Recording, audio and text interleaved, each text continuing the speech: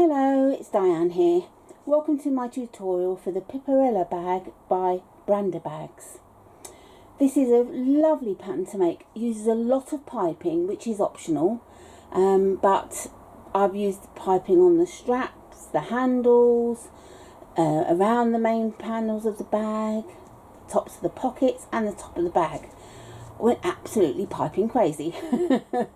But it gives you such lovely results. It's a really beautiful bag that you end up with, and you have the option of adding an extendable strap for the shoulder or crossbody strap, or just having the handles, or just having the long strap and not having any handles. It's entirely up to you what you do with it. You can make it your own.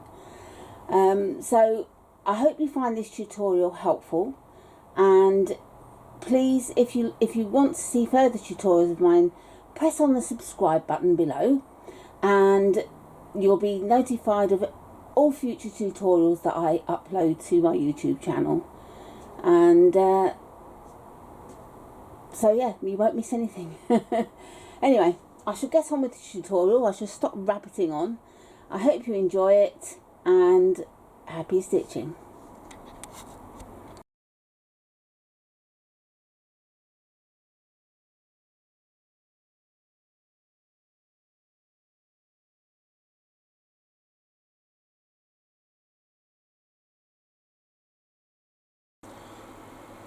To begin with, I wanted to go over the materials we'll be using. I'm choosing to use vinyl and cotton for my bag. The good thing about this pattern is you can use many different fabrics. It suits many of them. The first thing I've done is I've cut my strap and my handles. Now the pattern tells you to cut 1/2 inch wide strips. At first I thought this was an error, and then I realised it wasn't. This is for the piping. You're going to be using the raw, leaving the edges raw as such. And this is to add to the piping on each side. Now I never leave vinyl edges raw, completely raw, because they can look wispy and tatty. Let me just show you. Here's a great example. Black on there, so you can see all the white bits, and that's what can happen. So I use acrylic leather paint. I use a lot of black, so I bought the black paint for that purpose, but I also buy the colourless extender. It's Jacquard Textile colourless extender, and this goes on white and it dries clear, and it also doesn't cause any shiny patches. So if you spill it over the edges, it's not a problem. Just wipe it off when you finish putting it on, and it doesn't show anything. And that's with both of them. I got the black paint all over the front of this. When I finished, I got some tissue, just wiped it off, and it's fine, doesn't show anything. So it's a very kind product to use. This one doesn't come with a brush, so I just use, that's the lid come off. Oh, this is the new one, beg your pardon, I haven't opened it yet. Anyway, I just use a normal paintbrush. The previous one, which I do still have, has lasted me 2.5 years so far. I just bought myself a new one because I was getting low, so it does last a long time. And I got this one in black and navy blue because they're the colours I use the most. So I've gone round the zipper facings that I've made. You can see on the back where I've placed it. And then you let it dry, and it's brilliant, absolutely brilliant. No fluffy edges. It really does make a good job of it. So it's fine to use these strips with raw edges. I mean, if you look here, you can see the white edge where I haven't done it, and then the black where I have. If you're going to use the colourless extender, what I tend to do is use fabric pens or permanent Sharpie pens, and I colour the edge of the vinyl, that whatever vinyl, the colour the vinyl is, then I add this. So that's those. The other thing I use is glue, especially on the edges of cork. This is the Aleene's leather and suede glue, which is brilliant. It's a brilliant product, and you can get it pretty much everywhere, I think, but definitely in the UK and America. And I just dab it on with my finger, to be honest, and just go along. It's lovely. So that's a product that's good to use as well. So that's that. So that's why you can have raw edges. And what you need to do with the piping, I've just quickly sewn some piping here, is place the piping down like so, and the strip in between, and use double-sided tape to stick it down, and the same underneath. You need to put the strip underneath as well, and then just stitch closely to the edges, and you've made your bag strap. However, my vinyl is very, very thin, and so I'm able to fold it over like so, so that I've got folded edges, which I would prefer to do. You'll get away with this if you're using thin vinyl like this is. I mean, it's not even, it's like barely a millimetre thick. But if you've got thicker vinyl, you have to do it like this. So yeah, so that's how I'm doing it. I've just stitched this quickly to show you. I always make my own piping. I never buy piping. I buy lovely big balls of cord. I use 3mm, 4mm and 5mm generally, depending on what I'm doing. This is 4mm, and I go along at the middle of the strip that I've got, putting double-sided tape along the centre. I lay the cord, then I take it to the machine and I just fold it over by, I don't bother pinning it or anything. I fold it over and I put it under the machine foot, and I use a piping foot. Piping feet are fantastic, so if you can get one, do. This is for my Janome HD9, and it's a game changer. It really is nice to use a piping foot. But if you haven't got a piping foot, you can use a zipper foot. You just have to be a bit more accurate. This does it for you, basically. It just takes you along and you're stitching as you go, like that. And it's very hard to get it wrong, to be honest with you. So I'll be making lots of piping. I've cut 21 feet of fabric. I haven't joined it together yet. If I have to join ends to get a certain length, this is how you do it. And if you've got a printed fabric, you need to make sure that the fabric is the right way up. So this is the way the print, looking at it, is the correct way for the print. So if it was a heart, you'd be looking at it the right way. And the fabric has to be the right way up, and then you fold it down like that. And then you always leave a quarter of an inch above the top and quarter of an inch underneath. You stitch diagonally from corner to corner, and when you open it up, it will be like that. If you don't do the quarter of an edge, when you open it up, it's going to be like that, which will be completely wrong. So you do need to do the quarter of an inch over each piece. And then once you've stitched it diagonally, we open it up, fold it open, top stitch either side and snip the two triangles that are left at the back. Very, very easy. And there's plenty of YouTube videos, and I think I show it on my bias binding video as well. that's on YouTube. So that's the piping covered anyway. So they're these are 1 inch thick, and I will be folding them over on the edges. And that's the 4 handles and the strap. I've got my zipper facings, which I'm adding. I do my own style of pockets, and this one is for the exterior. It's 9 inches long and 1 3/8 of an inch deep, and I basically cut a hole that's 8 inches long and 3/8 of an inch deep, so it's 1/2 inch border all the way round.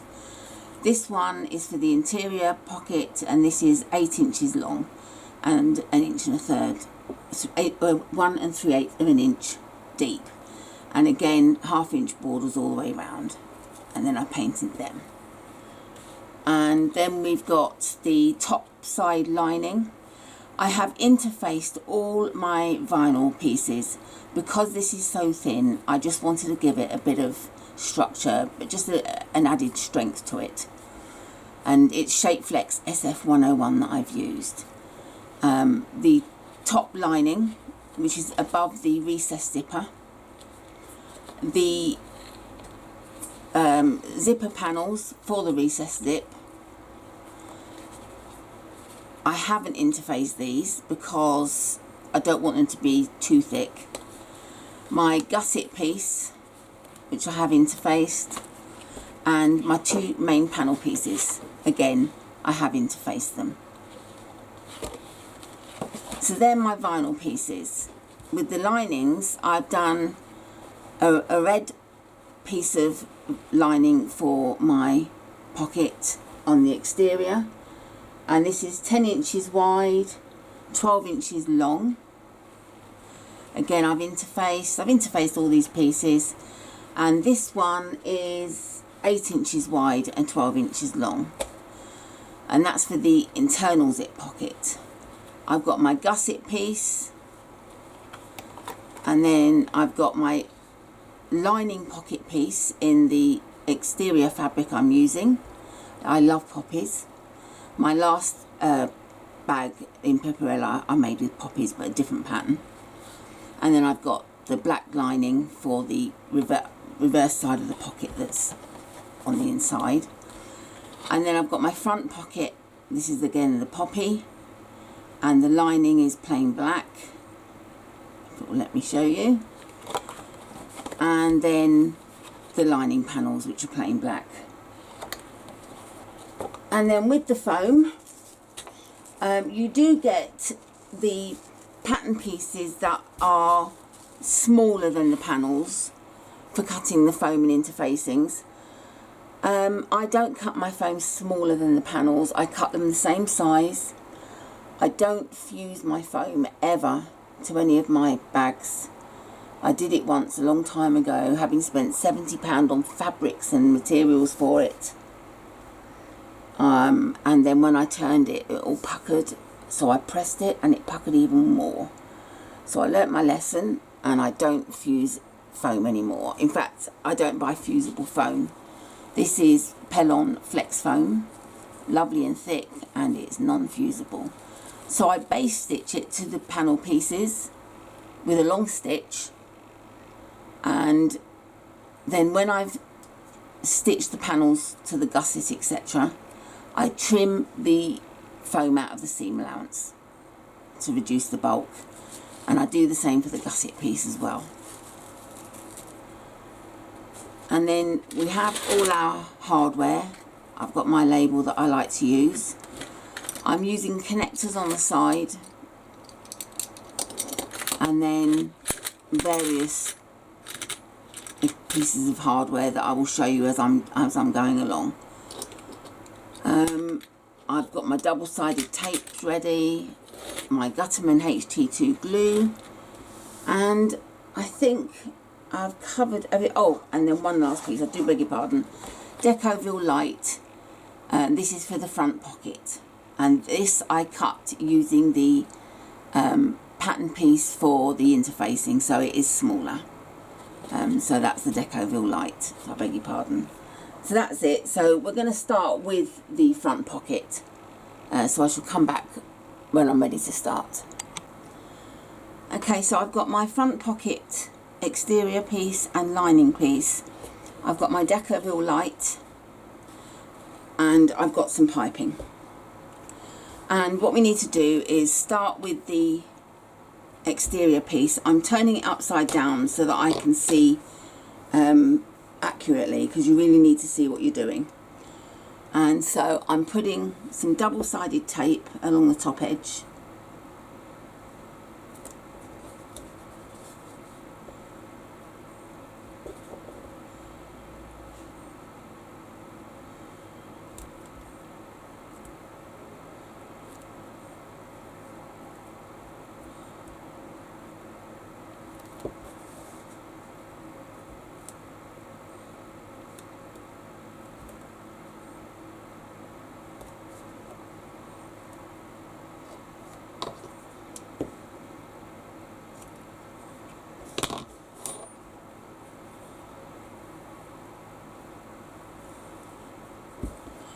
So we just remove the backing.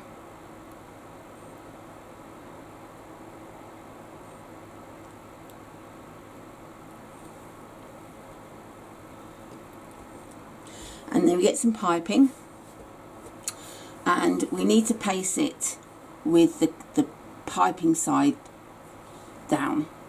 So we're going to slightly overlap and put the raw edges of the piping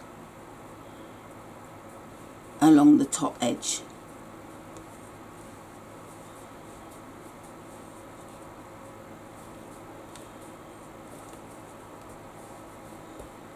Like so. And then I just snip. And then just to help it curve and stay flat, we just need to cut some notches. V-shaped notches.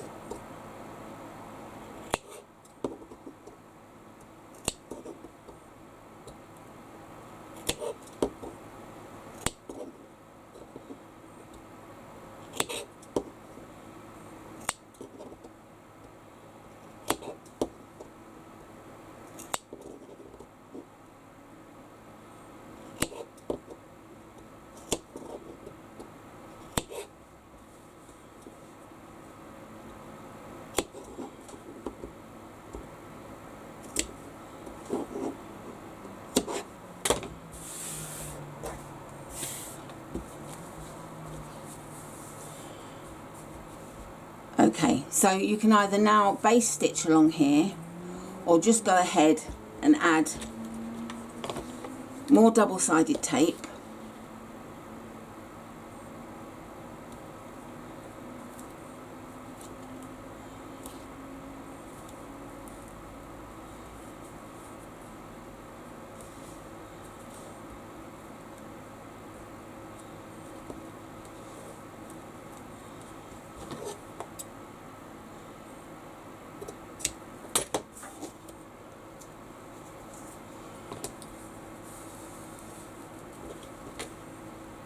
And pull the backing off,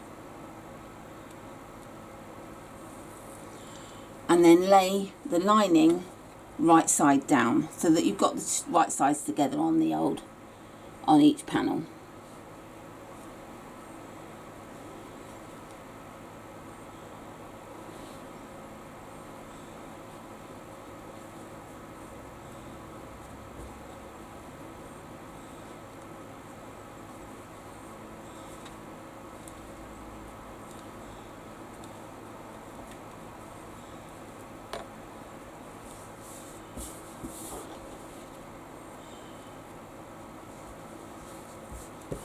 Like so. And now take it to the machine, and I'm going to use my piping foot to stitch along the top, or you can use your zipper foot.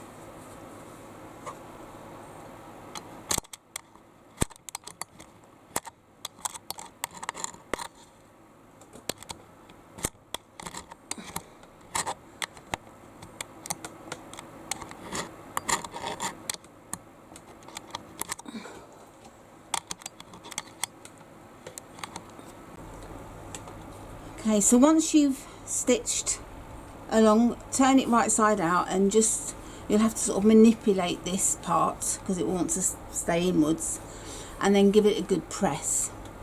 And then I'm getting my piece of Decoville light, and I want to attach it to this side, the top side.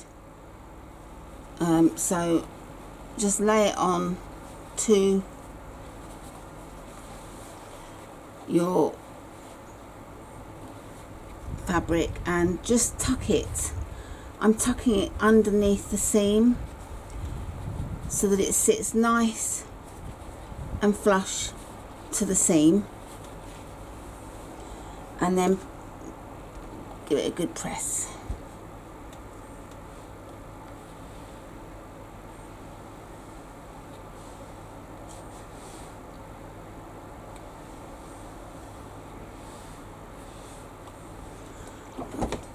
Turn it over so that I can press it from the top.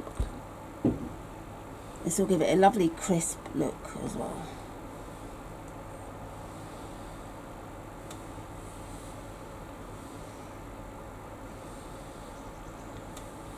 And now that I've attached that and tucked it in so you'll have it up here, I'm going to top stitch along the top. Okay, so I've top stitched along the top, and I used a zipper foot for that to get nice and close to the piping. And then we get our main panel piece and we lay this on top. I'm going to attach this just with some clips, and then we just want to base stitch around the edges and the bottom just to fix it in place. Okay, so I base stitched this all the way around, and I've marked 5/8 of an inch down from the top and put a line, and then I've laid double-sided tape all the way round from that line to the line that's on this side at 5/8 of an inch. And I got my piping, which I've put there. Or is it? No, that's the piping, different lengths. Okay, so I've done my piping, and I've not put the cord all the way to the end. And we start by sending the piping off at the line, and then laying it on the double-sided tape.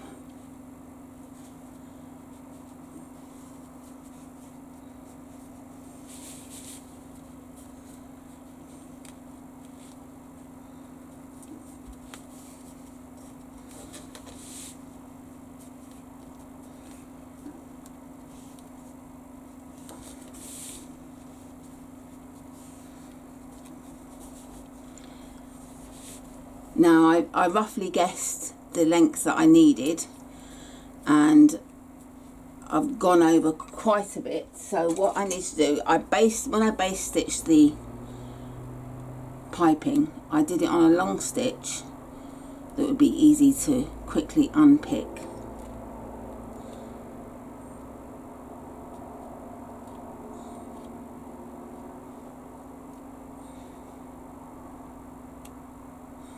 If you can hear a humming noise, I do apologise, it's my fan.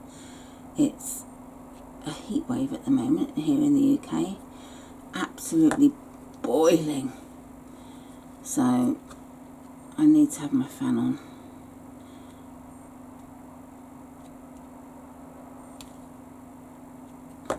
Okay, so I've unpicked and I see where I want to go to.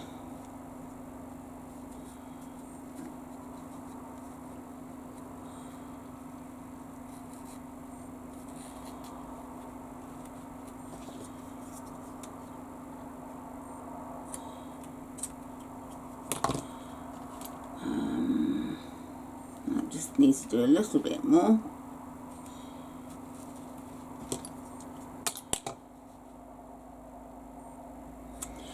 I don't want to give you an exact measurement for the piping because depending on how you lay it down and how accurate you are, you could need more or less, and if it's stretchy fabric and so on.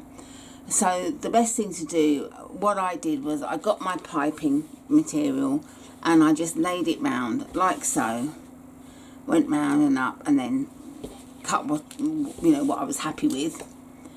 And as you saw, I'd gone over a little bit, but it's better to have too much than too little, that's for sure. So that's that, and I'm actually going to base stitch this on now,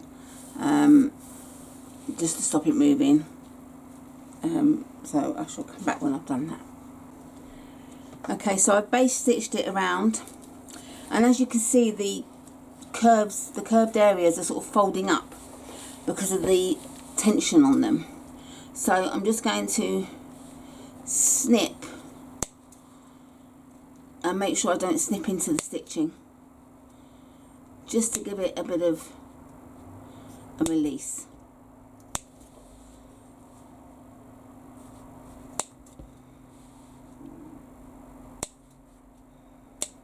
Like so.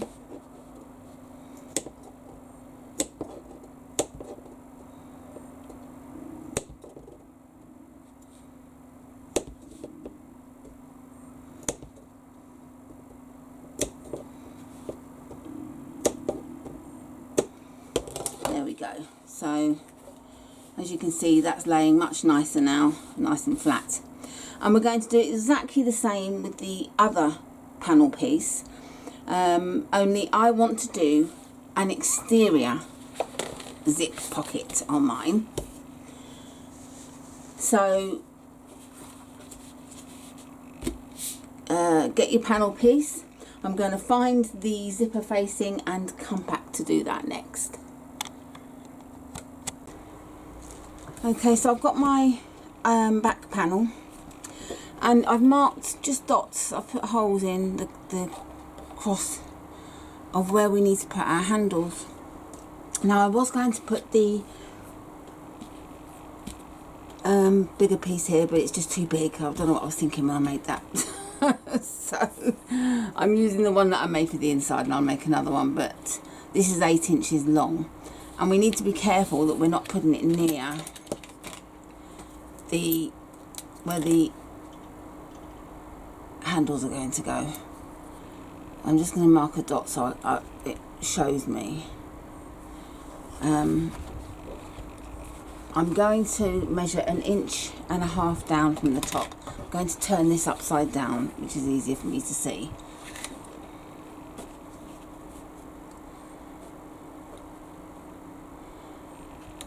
Okay, so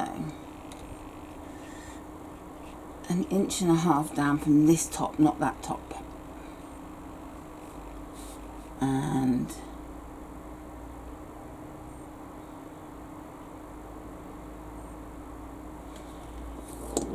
I'm going to mark the halfway point on here, and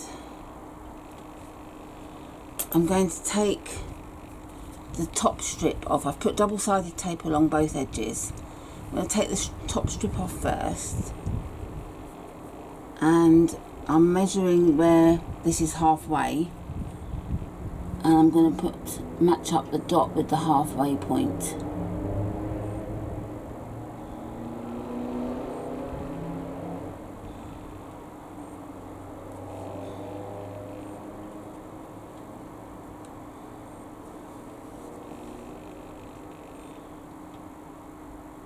Making sure everything's straight, and then take the bottom one off.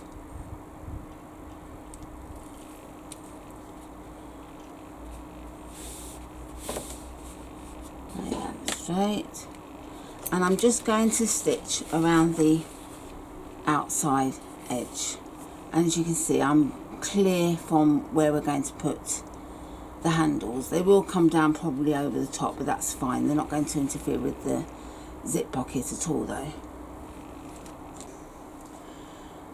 Okay, so when I started I left a long thread, and when I finished I also pulled a long thread. So I'm going to turn this over and pull this through at the back. So I just lift it up to pull the loop.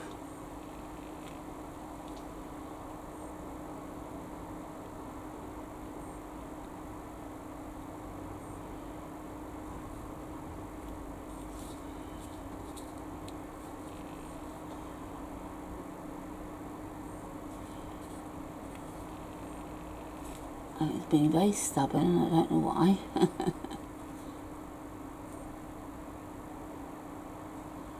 But I don't like to pull too hard and snap the thread.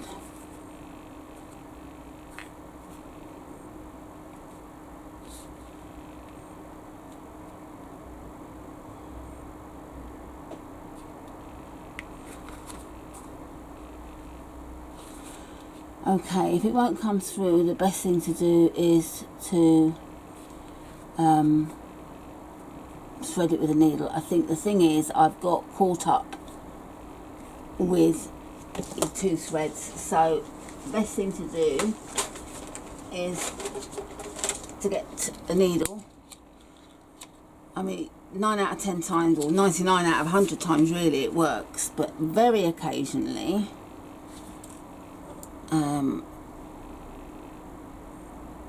if you sort of stitch over the threads, then you've sort of more or less fixed the thread in place. So we just thread it onto a needle. I've got very thin leather needles, and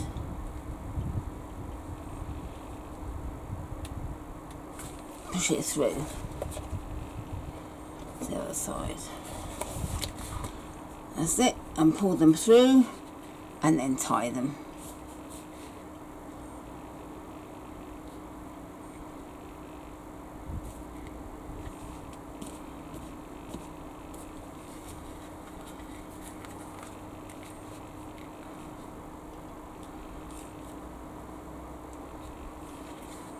I just like to make sure that all the loops are pulled.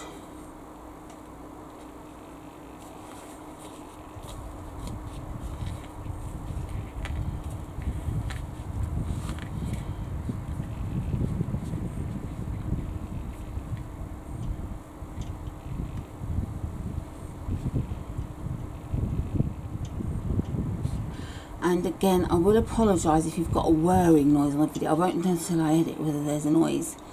But we've got a heat wave in the UK, as I said earlier, and oh my goodness, it's boiling. So I've got the fan on quite high. So the video microphone is probably picking it up. Okay, so that's them. And what we need to do now is cut this fabric out. So just get my rotary cutter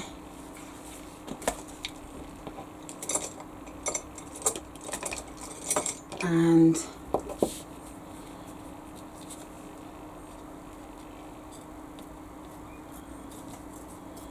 trim the fabric back to about 1/4 of an inch away from the stitching.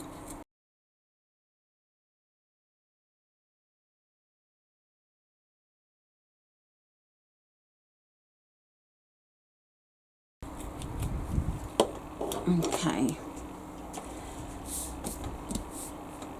and then we get some double-sided tape again, and we put this on the edges of the box, the inner edges.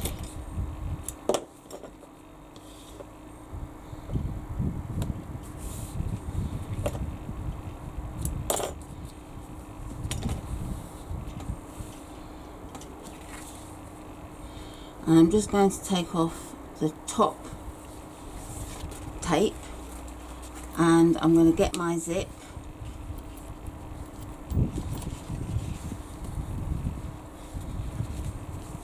and then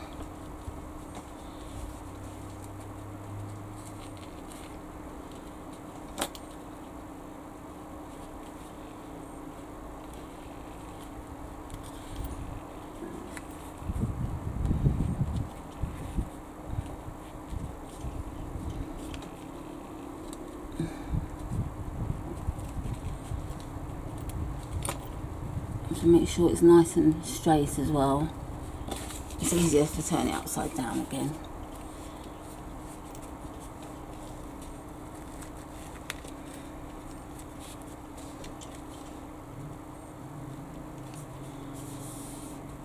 So, and then lift it up and remove the back of the bottom one.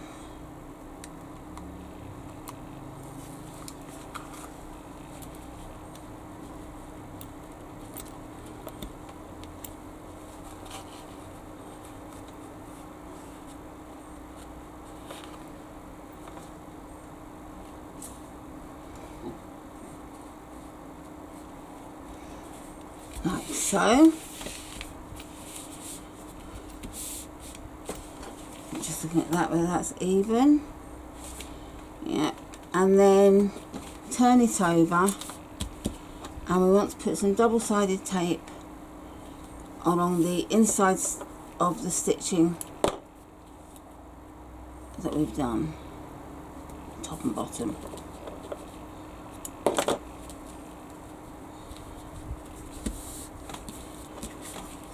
Peel the bottom one off, get your pocket piece, and we want to have it, and I use all my old pieces that have interfacing up when I do pockets, so that's why it always looks like a jigsaw on the back of my pockets. And we lay the bottom edge like so. If you're using directional fabric, you want to make sure that when you look at it like this, it's the right way, and then you're turning it upside down. And we're just going to stitch along here, just the bottom, not the sides, just along the bottom.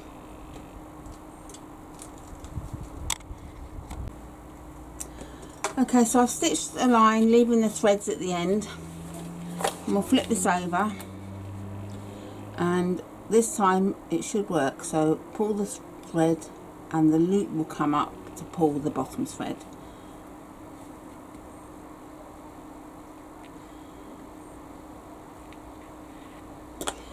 Okay, and then we just tie the ends together.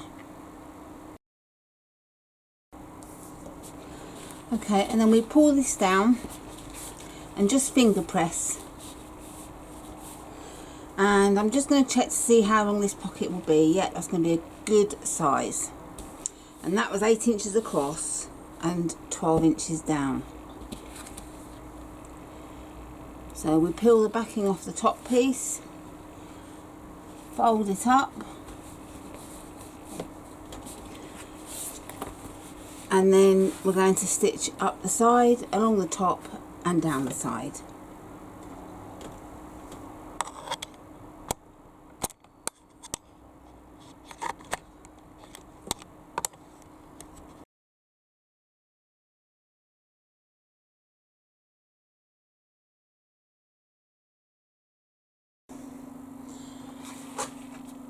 Okay, so I've stitched along the top and the sides, and just turn over now, and as you can see I've stitched the threads again.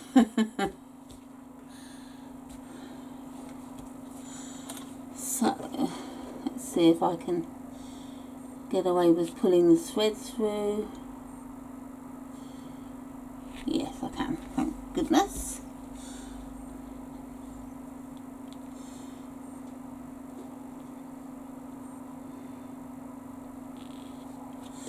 I just like to check that I've still got all the threads intact. Yes. Okay. So just tie these off again.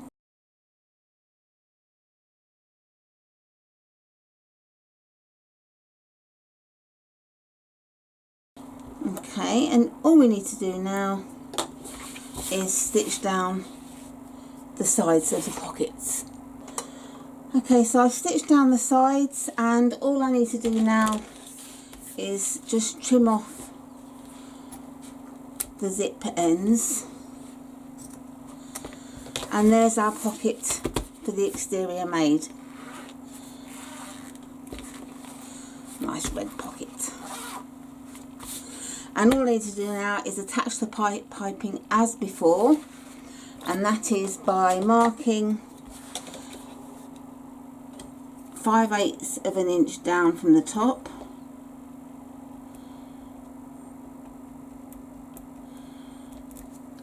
if I can get my pen to work. Yeah, it's working now. I had left the lid off overnight, and it's been sat all day in boiling hot temperatures and it's dried out. So that's the marks made, and I shall add my piping and go from there. So there we have attached the piping to the back panel, and I've snipped the curves to help it lay flat. And next we're going to be doing the handles. Now we're moving on to the handles. I've already prepared one side, and what I've done is I've done inch long, and this is actually 19 inches long, so it's a bit longer than the pattern requires. It's entirely up to you what you do. So I put a line down the centre and double-sided tape on each side of the line.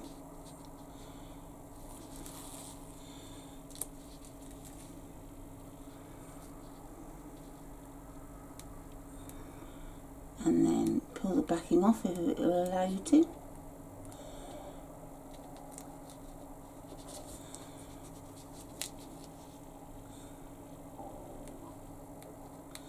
Oh, sometimes it likes to play the devil.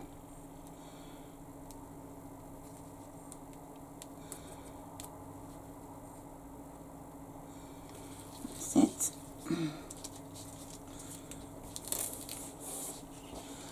And then we fold the edge into the centre.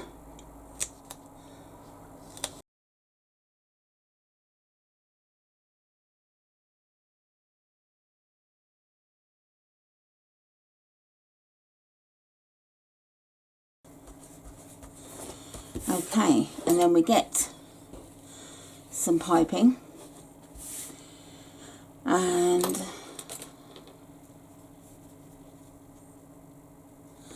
I'm going to lay double-sided tape along the vinyl.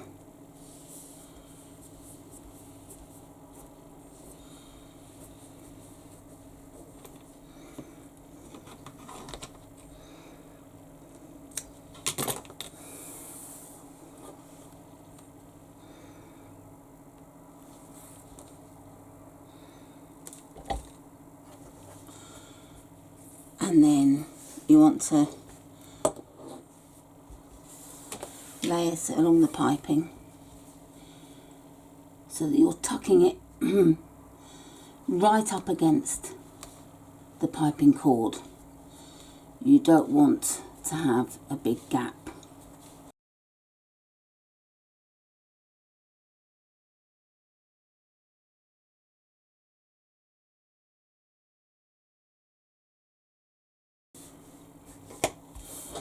and just check that I'm happy with that.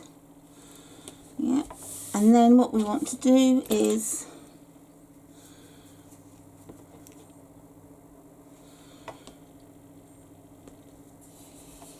add more to the other strap.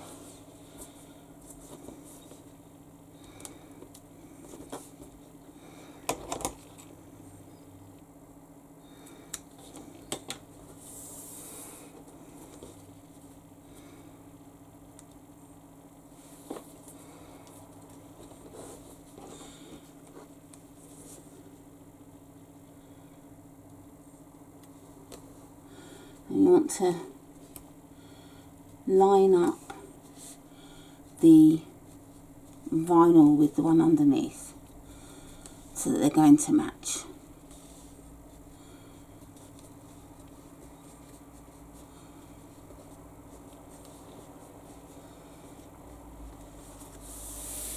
Like so. And we're going to just stitch along this edge. Okay, so I've stitched along the one side.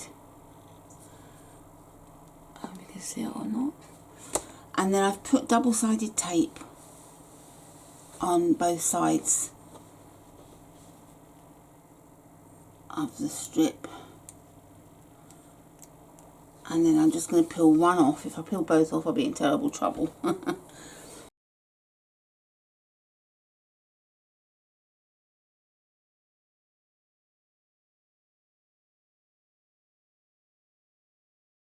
And then we've got to do the same with the other side, but this should be easier really.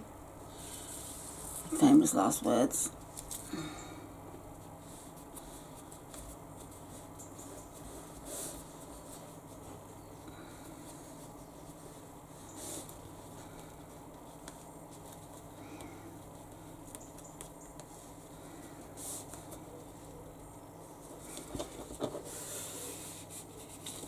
There. Quite happy with that. And I'm going to stitch along that side now. So that's the one handle made, and I'm going to do exactly the same with the other handle, and then I shall come back when that's done. Right, so both straps are done, and I've changed my strap ends to these because when I put this one on, you can just see the ends and they don't look good. So be aware with your straps. Either make this part narrower, I would say by 5mm,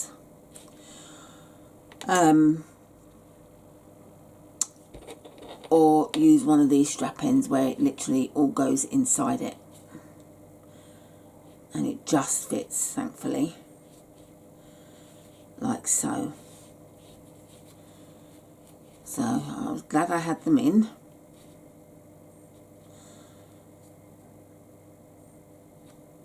I'm just seeing, yeah, they do go a good way down.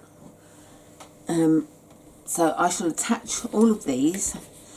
I mean, I'm sure you don't want to watch me just screwing them all in. So I shall attach these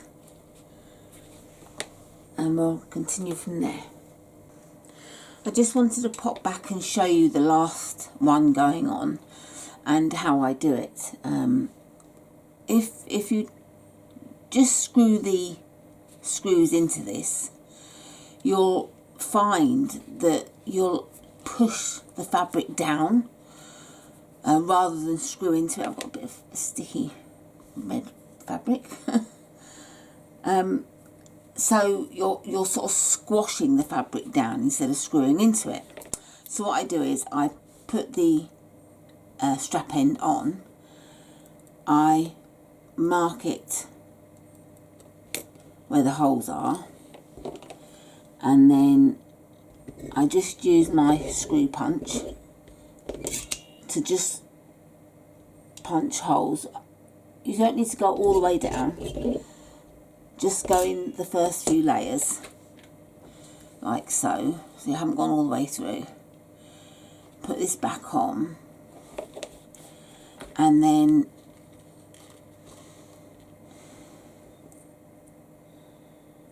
when you screw the screws down, they'll screw into the fabric, which will make it much more secure, and it's unlikely to pull out of the strap end because the screws have got a good key into the fabric.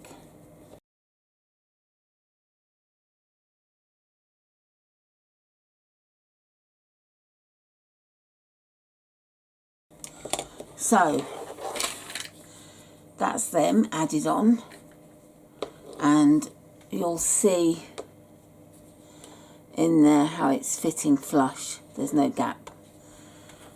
So that's both the straps with the strap ends added,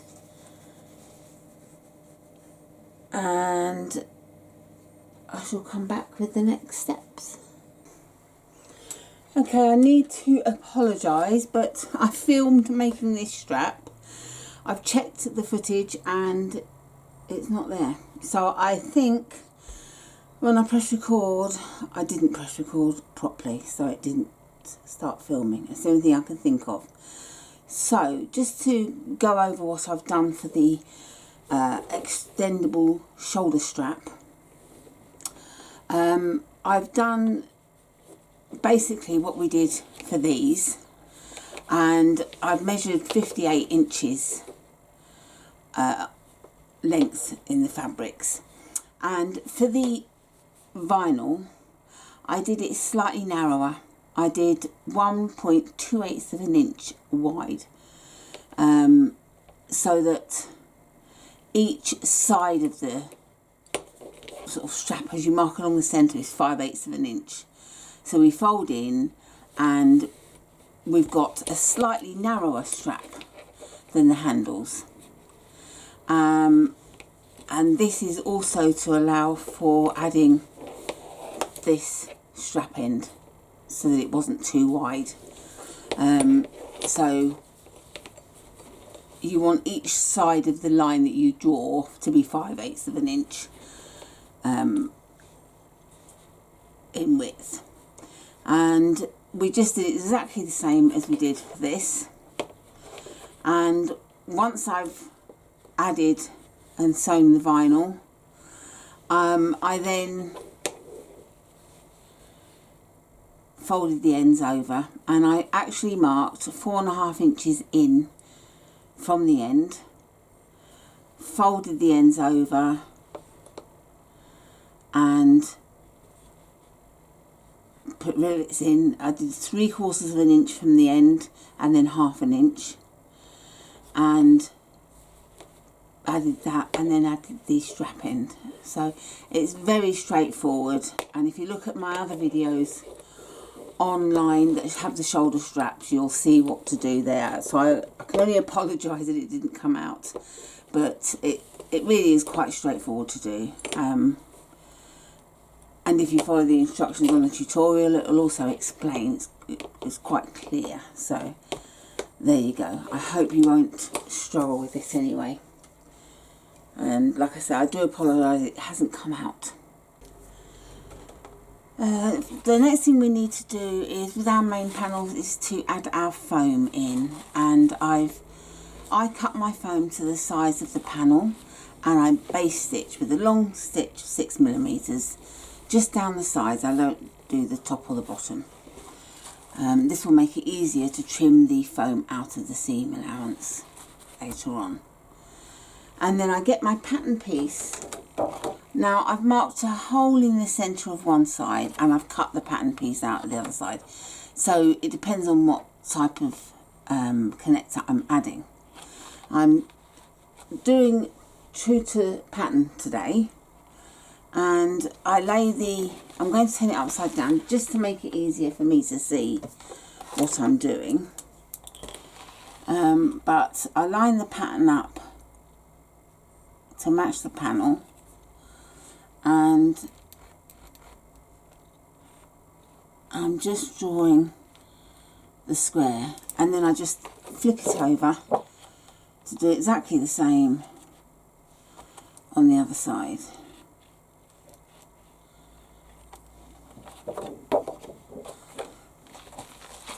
Okay, so we get our strap and making sure that the strap ends are the right way round and that the handle's not twisted. We're going to be adding the straps, and what we want to do is measure when I find my ruler, and we want to place the first line here on the strap end at 1 1/4 inches, and I'm measuring 1 1/4 inches from the edge of the strap end. So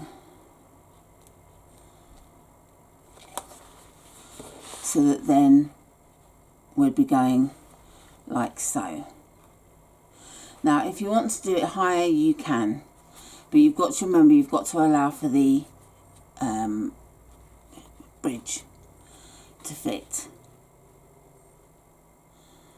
So I'm going to just mark a line either side just to check for accuracy, and as you can see I'm more or less spot on, so I'm happy with where I've got that.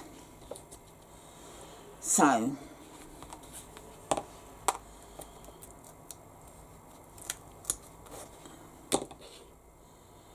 just to fix in place for now,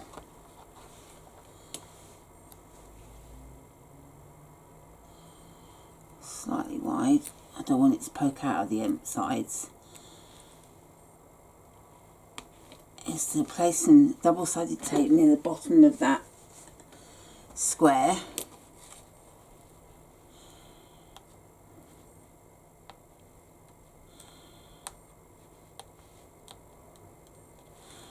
And all these marks I've made will be easily wiped off with just a damp cloth, so I don't need to worry about them showing. And I'm just trying to get the double-sided tape backing off, which is really proving to be quite awkward.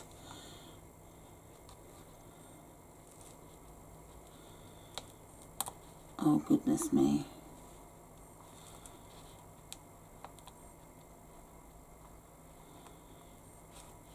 Oh, nearly. Oh, got it. Goodness me. Okay, and allowing for the lines that I've marked,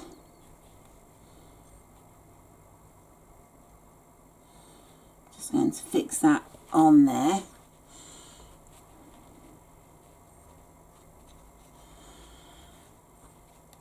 Now I've marked that line there, and I'm going to mark another line an inch up from there, and I'm just going to stitch across there. I'm not going to go down. You can do if you want to, if you can stitch onto the lines you've already done, but I'm going to stitch across, and then I'll be adding rivets to fix this in place. So I'm just going to take my machine just to stitch across.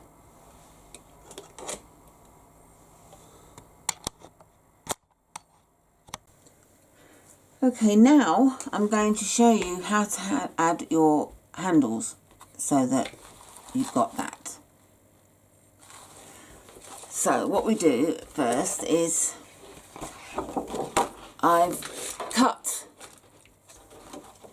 the hole out for the marking, left that intact, and then I've lined it up with the panel again along the top and made sure it matches around, drawn the square, flipped it over and drawn the square on that side.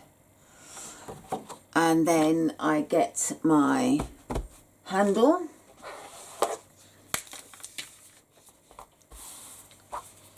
and we want to mark, I marked 1.25 inches up from this edge of my strap end.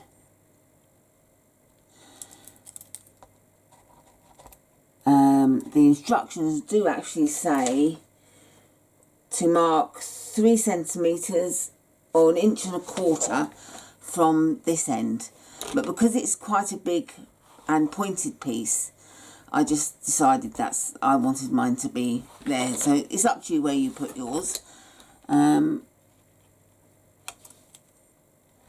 I liked where it was at 1.25 inches. And what I'm going to want to do is line up this line with this part of the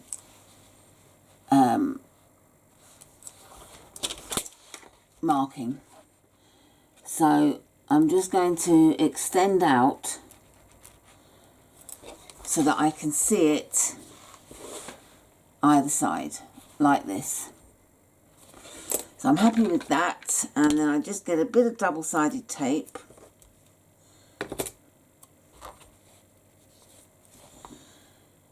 and this is only temporary. I'm going to be removing this tape in a little bit, so you don't want to use glue or anything like that. It really needs to be something that's just temporary. And then if you can remove the backing, do. Oh, my giddy aunt. I love double-sided tape, but it doesn't love me. Okay, put that mark back there. And now lay it on like so.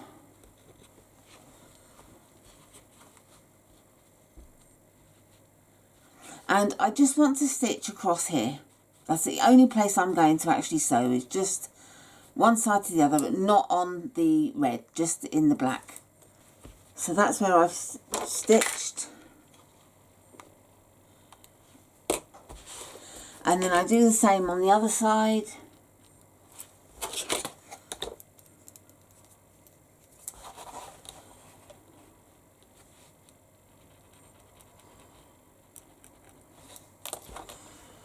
Make sure the handle isn't twisted or anything. A little bit more double-sided tape.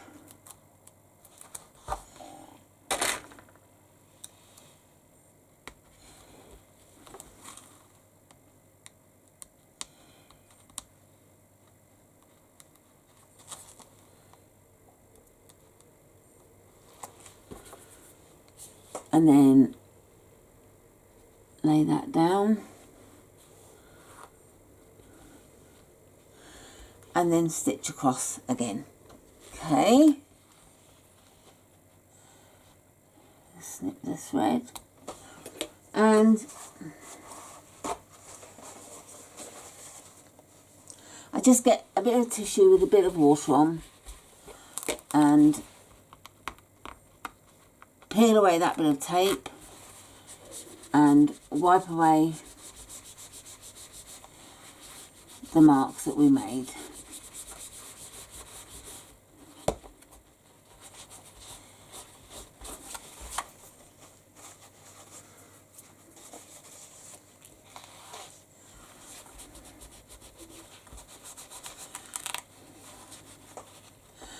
And when you stitch, I went over several times, go backwards and forwards,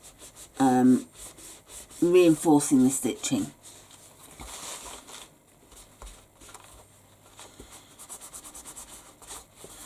Like so.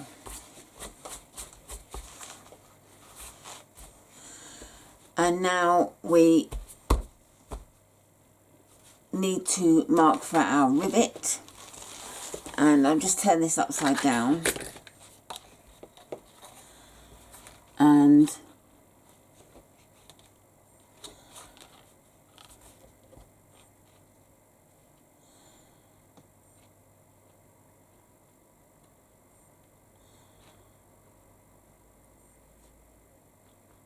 just want to mark a half, oh, what am I doing? Half an inch down from the line I've stitched.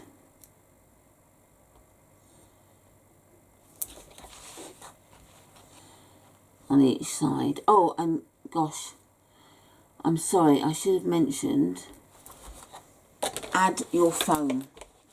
Stitch your foam in place. So I do apologise. So add the foam first.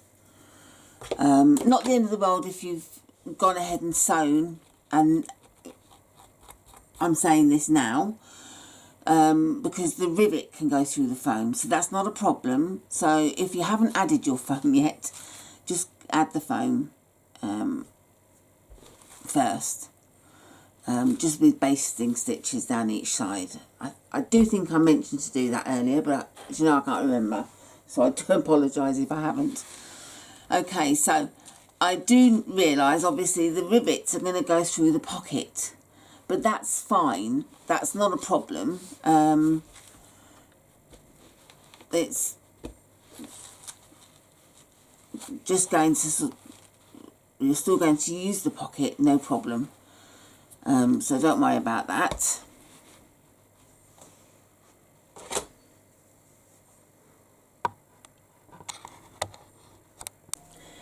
If, however, you don't want to do that, what you can do is do your stitching at the top of the box so that your stitching is higher.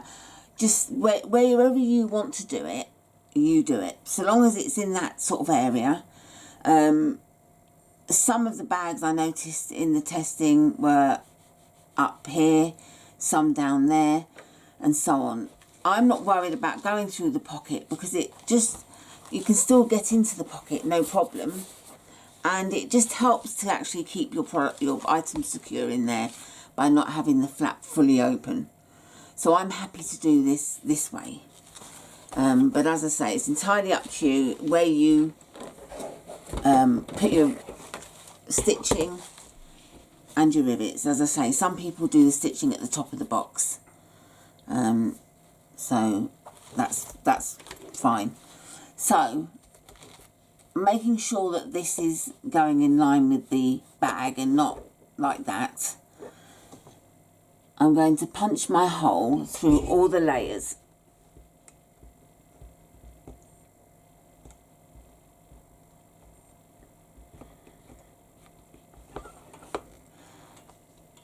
I think I went all through, yes. I can tend to feel when I've gone through all the layers because I can feel when this sticks into the poly board underneath. So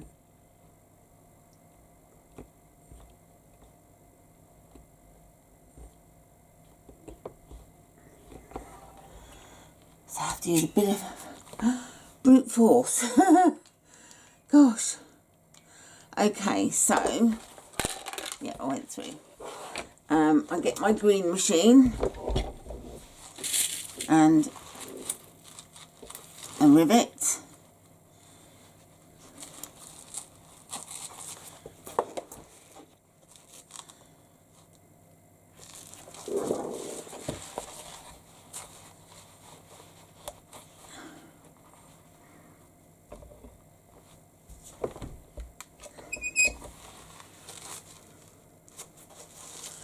And then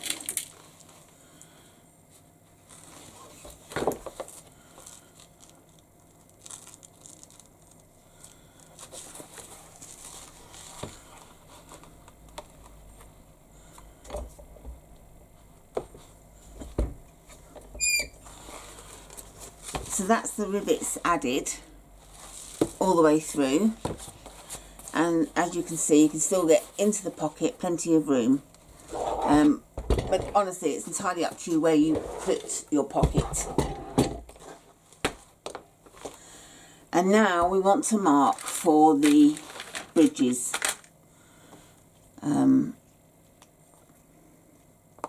Now I will just add that we're only marking them and placing them now. I added them to show you, but I didn't screw them in tight. I'm going to have to remove them because when we sew the gusset in, these will probably be in the way. So I need to remove them so that I can sew. I mean, I'm going to use my piping foot, so it may not hit anything. So I'm just being cautious by removing them. This will be okay. So I just want to show you how to add them, how I added them. So I got my chalk pen and I just rub the chalk around the screw hole.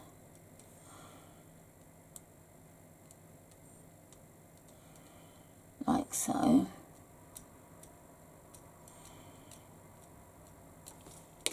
And then carefully going over the line that I've stitched, I just want to do that. And I don't know whether you can see that or not, but there's the lines marked for the holes, screw holes. So I'm just going to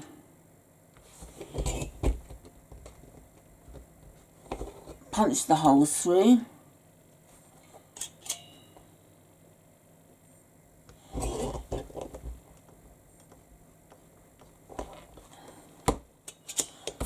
And then I will screw them together. So I'm not going to do that because obviously, as I said, we're going to have to take them off anyway. And I've just noticed that my rivet, I've dented the rivet. So I'm going to have to remove it, which is great, so I can show you what to do. Okay, so just do this one.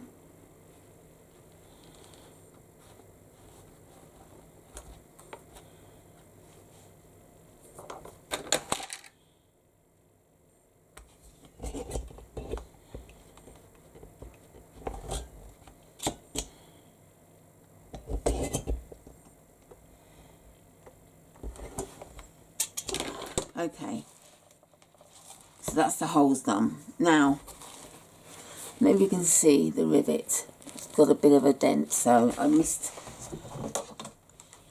it. Now, I don't want to do it on the front because I can damage the fabric.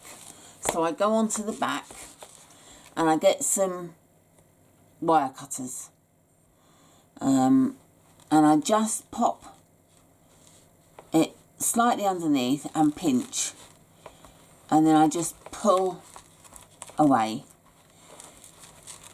like so.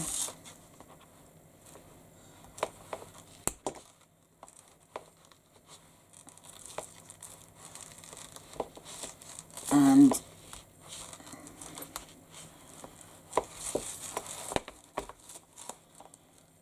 just pull the rivet away.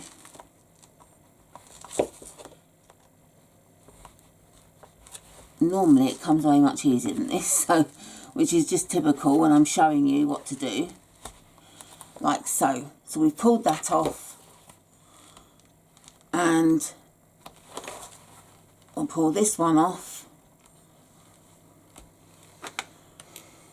and we can add another rivet back on. It really is quite easy to do. So I get my green machine again.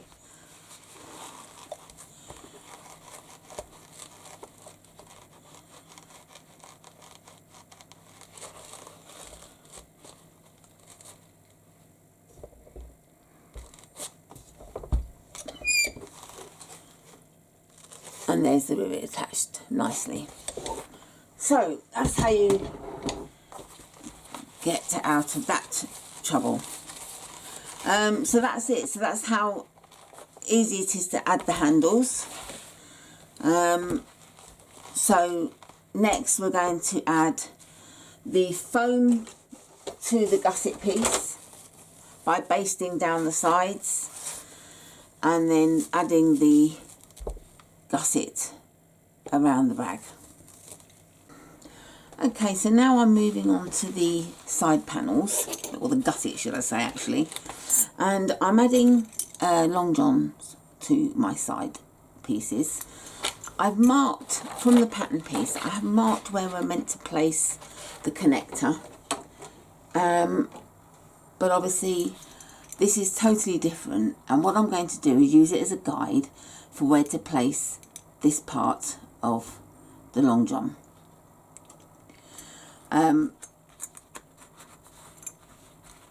So what I need to do is mark a line down the centre, but I need to get the measurement right.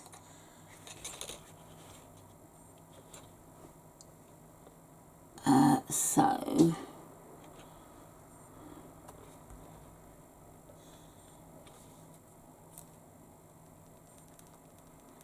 just measure your panel and mark lines in the centre, and then I'm just going to literally draw a line like this. This is all in heat removable or washable ink. So now I'll be able to see the lines through these dots as a guide for where I place the dots. I'm hoping you can see that. I don't know if I lift it up, I don't know if it will shift or not, but that's what I'm looking for. Apologies if you can't see it. And I'm lining the bottom up with the edge of the mark I've done, and now I'm marking the dots.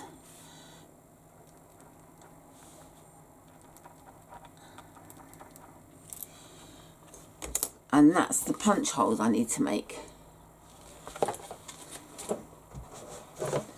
So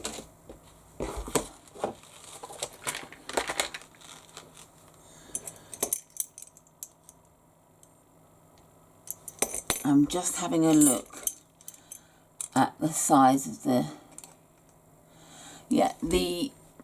little prongs that I need to poke through are the right size for this rivet. Now we don't mark the centre one because that doesn't have any screws to go in, so it's just the top and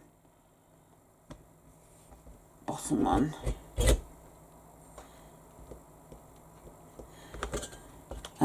I have added my foam, obviously. I base stitched the foam in place, so make sure you do that.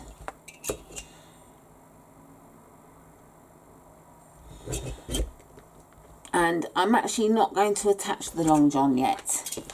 I need to attach the gusset to the bag panels, but obviously we're preparing it for when we do need to add them. So I've gone through and I'm looking for my tissue that I had and has now disappeared. Oh yeah, got it.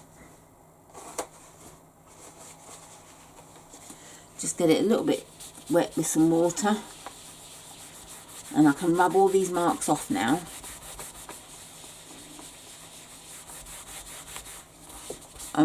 These ones don't matter, they're going to be covered up anyway, so that's fine.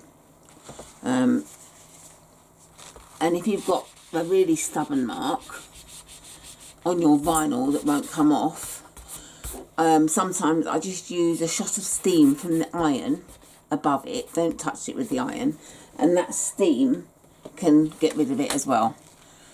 I'm going to do the same at this end, and then I'm going to attach the gusset all the way round. I'll come back when I've done that part before I sew it. Right, I have attached the gusset to the one side of the main panel, but I've attached it with my staple gun, and I've placed the staples very close to the edge. It's just perfect for keeping the curves in place.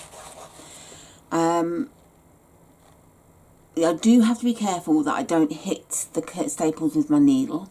Don't want to damage my machine. But I've done this quite a few times now, and I just find it very handy to have this type of stapler where you can staple right close on the edge. So that's what I do. I'll show you how close to the edge. Oh, wrong way. Very close to the edge. And so I don't, touch wood, I've not hit a staple yet.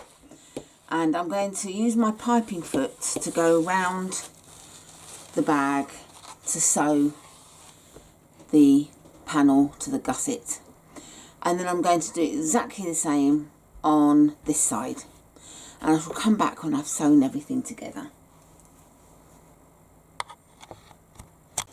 So here she is, the gusset added to the panels, and I've added the bridge connectors back, and I've added one of the long johns already. And to show you, I wasn't really thinking earlier on, but I did the holes, the outer holes, forgetting that I had to do the middle hole for the screw to go into. So do all three. The reason why you do all three is because the outer ones have like little prongs that go through the holes that guide where you then screw the screw into. So I just use the holes that I've done to add the prongs into. I'm going to try to show you, but it's a bit difficult showing you really, but I make sure that the holes are where they should be, and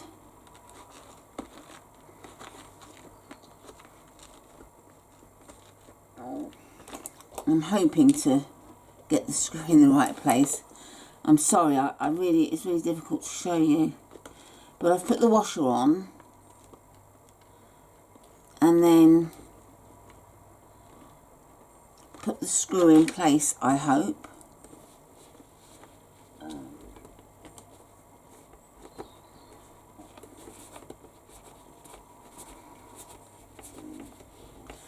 And I don't screw it all the way in, I just screw it lightly until I fix the bottom one in place.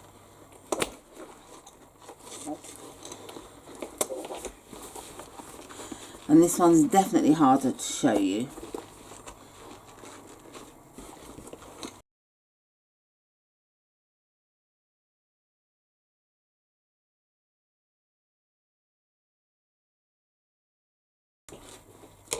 And there you have your long johns added to the side, or whatever connector you're using, and I will fold them down for when we sew the bag. So that's the exterior done, and we're now going to go on to doing the lining next.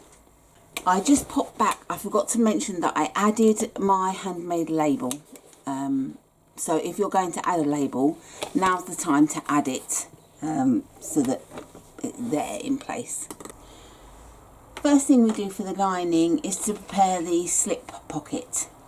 So I've got my outer piece and my inside piece, the lining side, and I've prepared some piping, and I'm going to lay some double-sided tape along the top,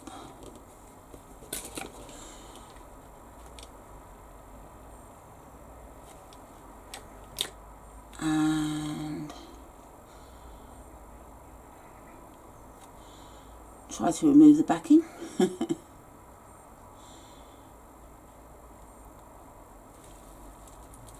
going to turn it upside down so I can see what I'm doing, and then just lay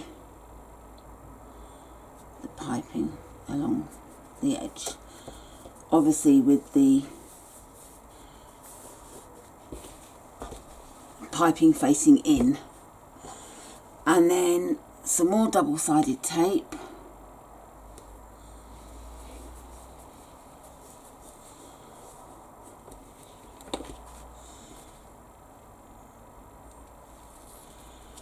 And again, I'm going to do it upside down so I can see what I'm doing, and lining up the top piece face down so that it's right sides together.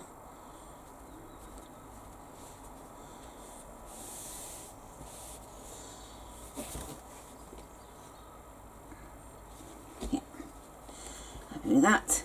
And I'm going to stitch along, and I'm using my piping foot so I'll get a nice angle, a nice close to the piping. Okay, I get my ironing pad, open this up, and I want to press the fabric away from the piping.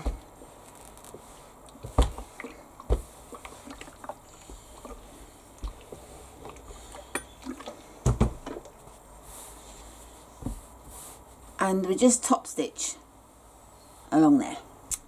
Okay, so I've top stitched along there, and I get one of my lining pieces and I match up the curved area, and I'm just going to base stitch it to the pocket, to the lining. So that's the one side done. Now if you want to, you can separate and make 2 or 3 pockets. I'm going to do one down the centre so that I've got 2 pockets. So I just need to measure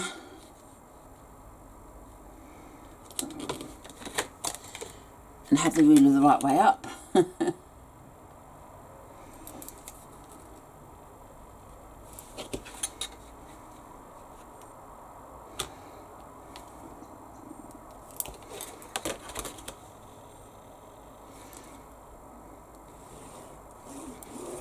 And I'm just going to stitch down there, and then just with the residual heat from the iron, it should be enough to get rid of the pen marks. Yeah. So now I've got 2 individual pockets which are big enough to put your hand in and hold a phone on one side and glasses on the other, or whatever else you want to put in. Veering slightly away from the pattern here, I'm going to do something extra, and that is to add a zip pocket in place.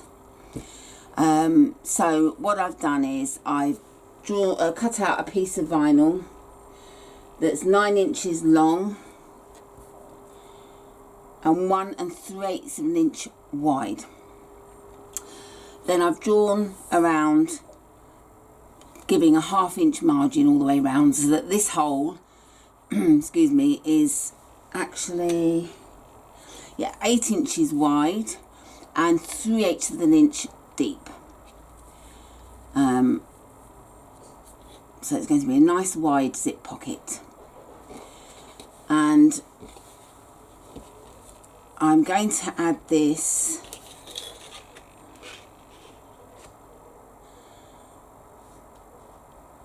I think 1.5 inches down from the top.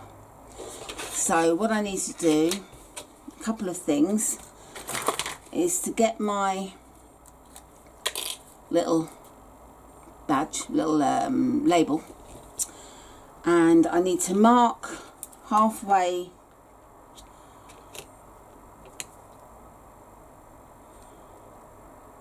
on here.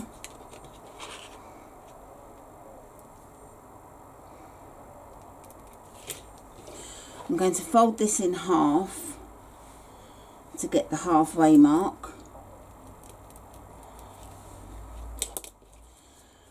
and I'm going to get a little bit of double-sided tape, place that along the top of my label,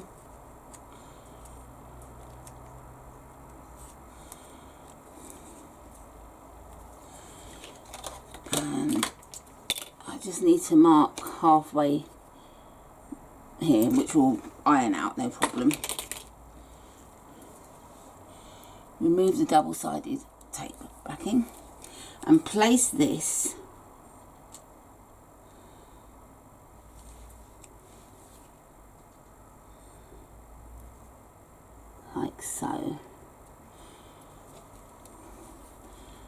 So that's how it's going to be. And then I just want to place some double-sided tape along the outer edges.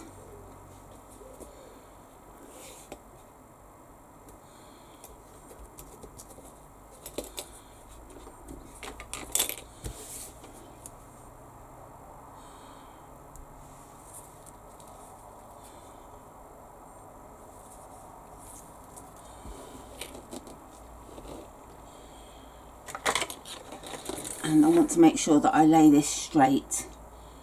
So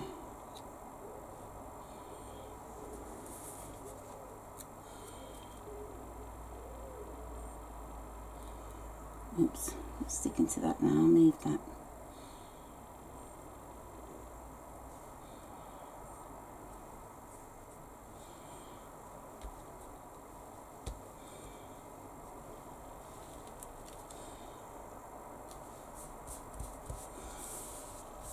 And I'm going to stitch all the way around the outside edge of the box. Okay, so I left long threads at the beginning and the end, and I just pull up the thread from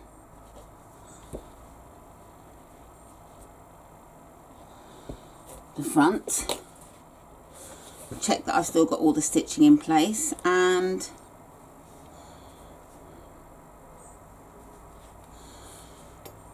tie them off.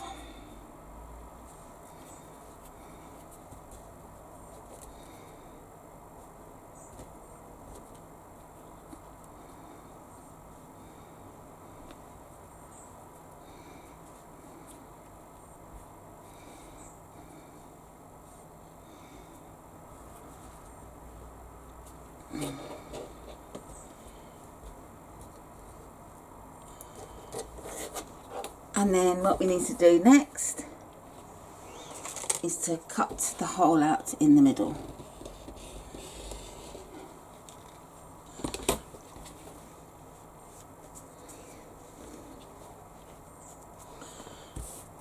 And I've just wiped away those marks that I made before I forget.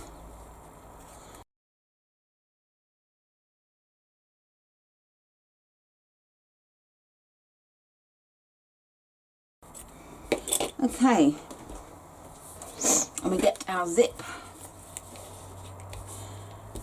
and I just want to put some double-sided tape on the inside edges.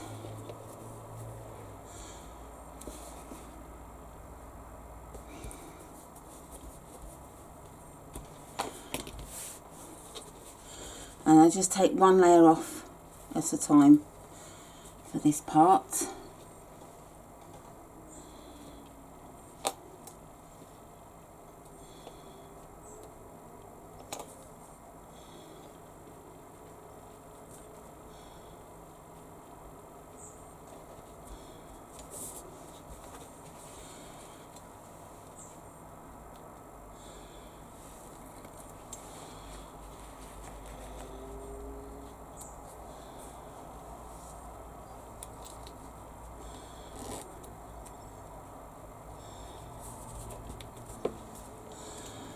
Okay,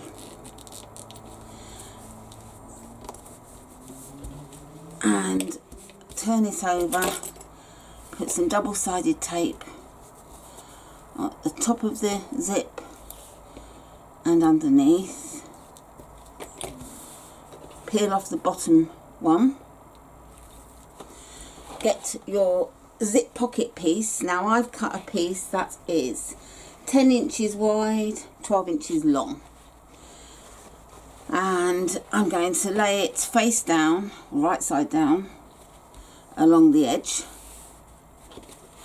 turn it over and take it to the machine like this and just stitch along the bottom, only the bottom.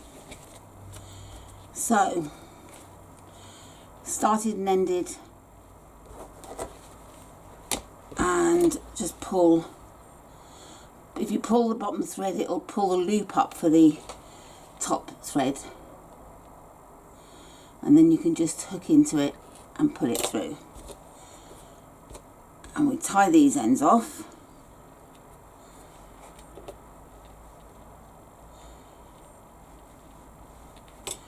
I always do 3, I don't know why, but I do.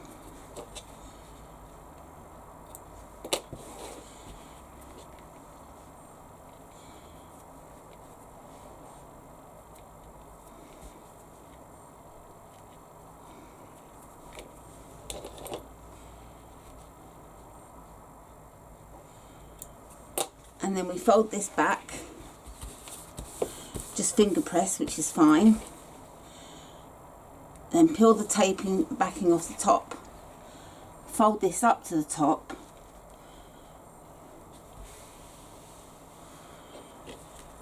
and I'm actually going to go a bit higher. I want to make sure that there's an inch clearance. So I could probably say that we can cut our piece 10 inches long as well. So I'm just going to trim that up like so, and that's fine. And take it to the machine and stitch up the side, along the top and down the side. So again, turn over and pull the top thread through.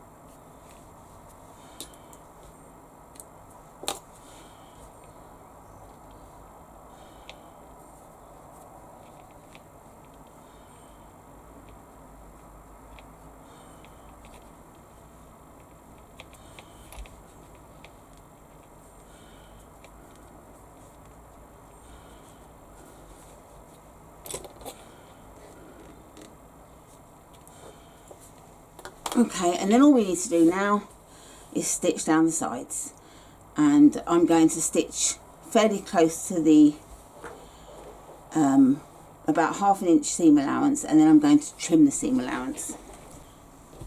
So there I'm stitched down each side. I've trimmed the seam allowance, so we're not going to interfere when we're adding the gusset. There's not going to be any extra layers.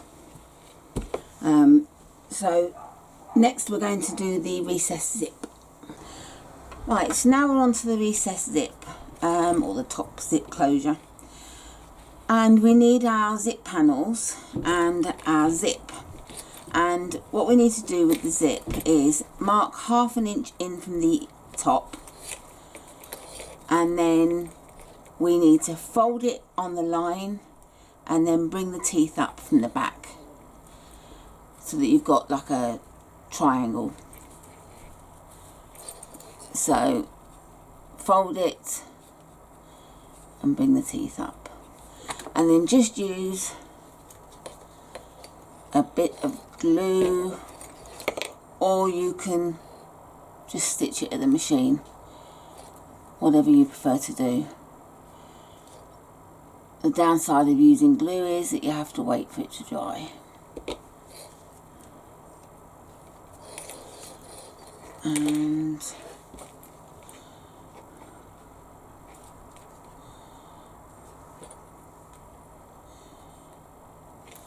so I've got to wait for that to dry, and in the meantime I've got one panel and I've drawn a line down the centre, so it's 2 inches either side, and 1/2 inch at each end. I've drawn lines as well, and I'm going to turn it over, put some double-sided tape along this edge,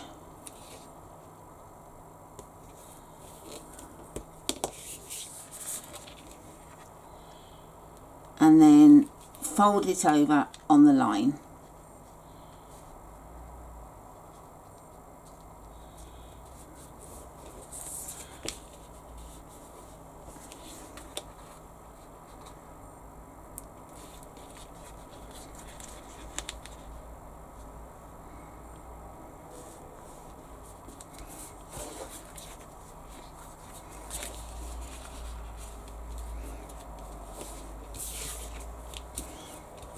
And now what we need to do is just again mark just 1/4 of an inch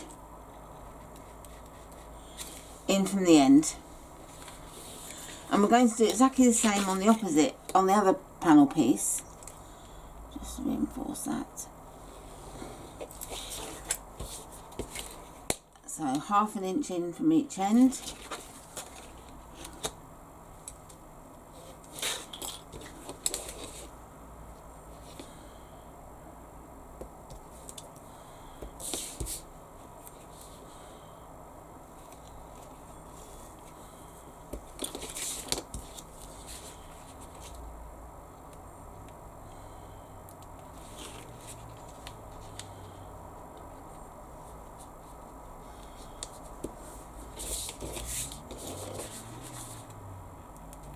It's really important to be accurate as well with your measurements so that each side matches up. So, yeah.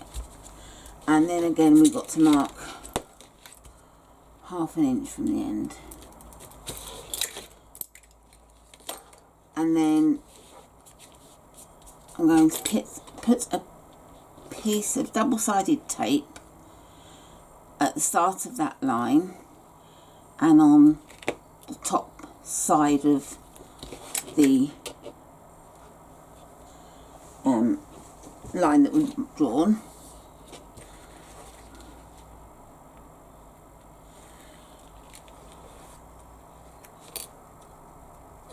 And then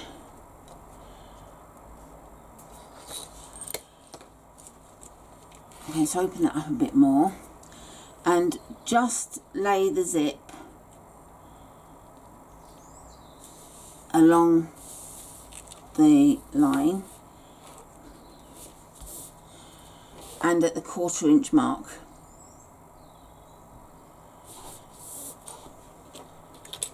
And I'm just going to lay a piece of double-sided tape on the other side and fold it over.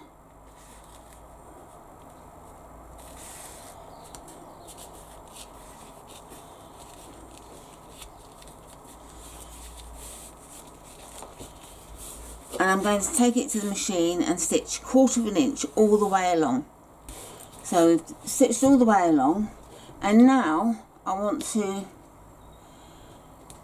put some double-sided tape. If you've used a cotton or woven fabric that you can press, fold it back and press it, but I haven't, so I'm doing this, laying double-sided tape along the edge. I mean, you don't have to. If you're happy to go ahead without doing that, then by all means do, but I like it to be very accurate and neat,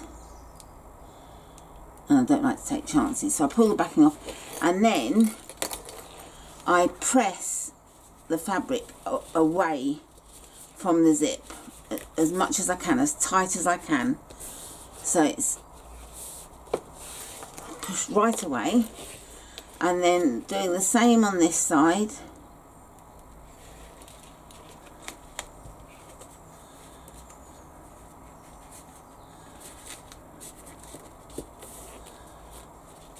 Like so. And then I'm just going to put some more double-sided tape. And again, purely optional. If you don't want to use double-sided tape, you don't have to. But I like to. And then I'm just going to peel this off and line these up perfectly. And that's why I'm using the double-sided tape, so that I know these edges are lined up. Whereas when you're sewing, sometimes it can slip and you don't notice, and then it doesn't look very neat. You can put it along the bottom there if you want to as well, but I'm not worried about that. And now I'm going to take it to the machine and top stitch up, along and down, and then just base stitch along the bottom. And that's one side completed. And now we do exactly the same with this side.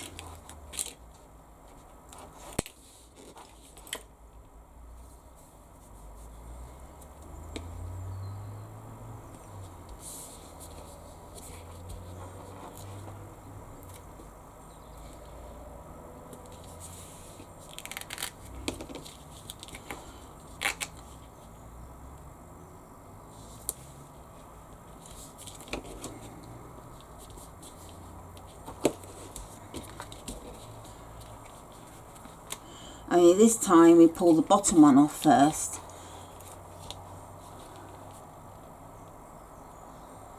And line this up.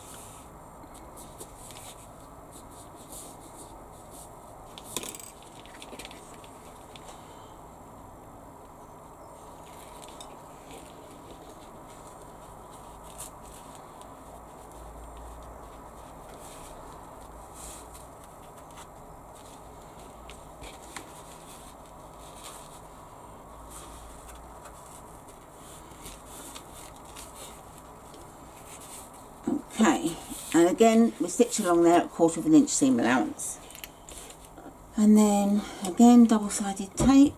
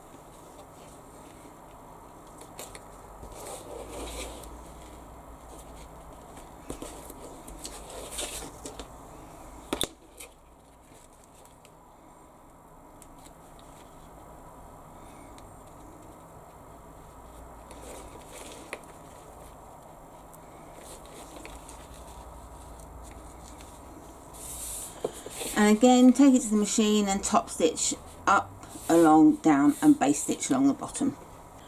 And that's the zip closure made. And if you've measured correctly, you'll find that it's all symmetrical and nice and neat. Final thing we need to do with this is to add the zip end. So just unscrew the zip screw that was in there, and I always add just a little bit of glue. It doesn't have to be much. You don't want to have it all spilling out along the sides and top, but I just put a bit in there to help keep that anchored in place. And then we just fold the zip back to the back and again to the back so it's flat, and then push it in. You've got to make sure that the zip stays straight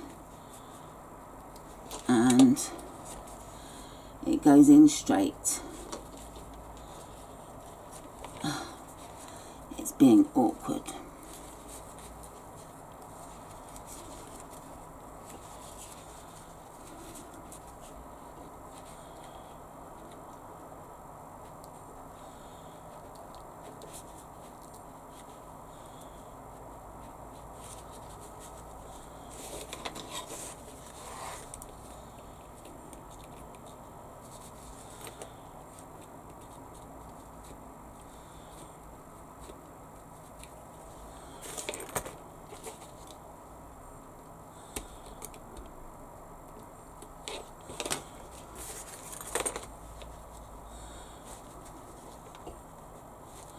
Really try and make sure that you've pushed it as far down as it will go, and then screw it in place.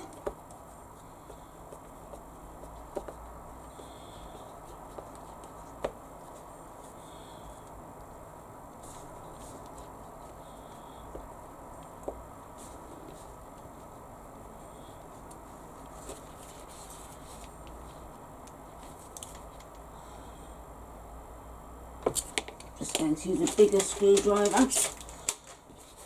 So send that in.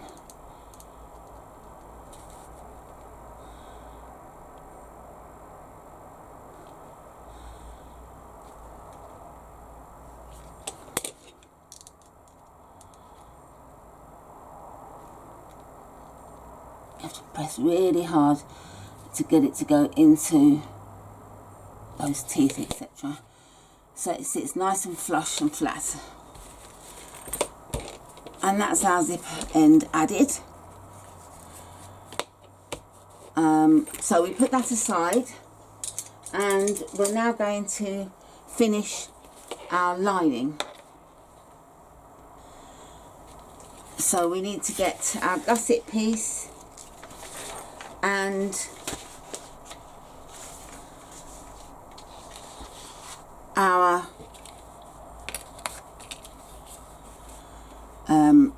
top side lining pieces, and we put them right sides together and stitch across at 3/8 of an inch seam allowance and on both ends.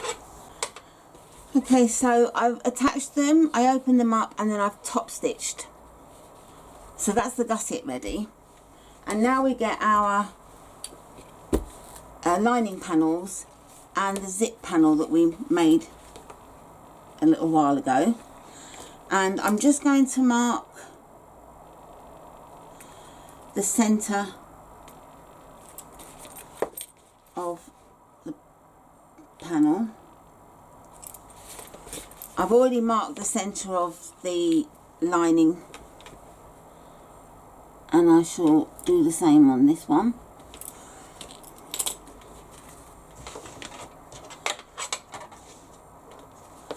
So we want to have the lining piece right side up, and then we get the zip panel with the zip closed on the left, and we want to lay this right side up. Just going to trim those threads there. Oops, that didn't work. And I'm going to get my trusty old double-sided tape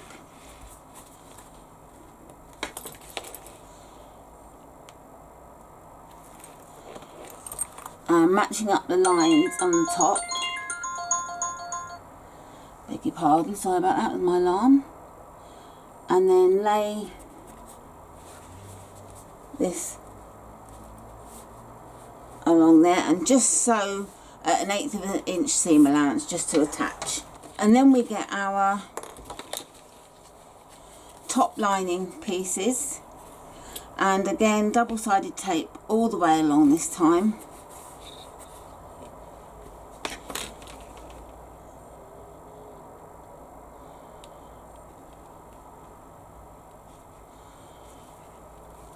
I'm going to turn it upside down so I can see that I'm doing it, matching it up correctly, and then just lay this on top. And then we're going to stitch across there at 3/8 of an inch seam allowance.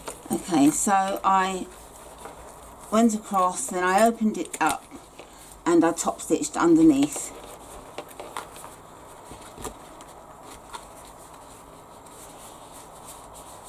Press that open, and then we're going to do exactly the same with the opposite side.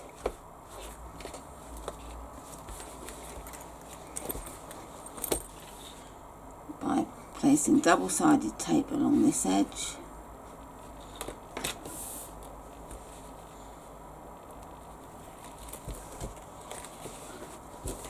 Turn it upside down.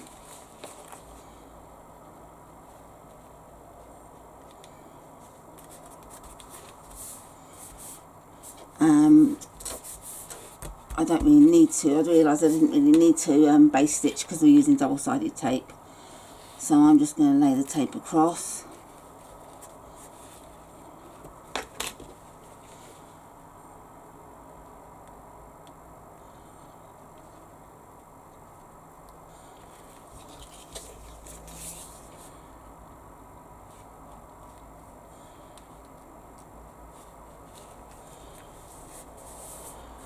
and stitch at 3/8 of an inch seam allowance. So there's the zip panel added, and now we want to attach the gusset, and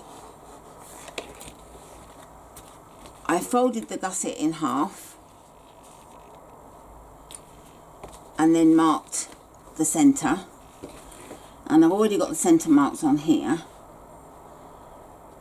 so I matched them up.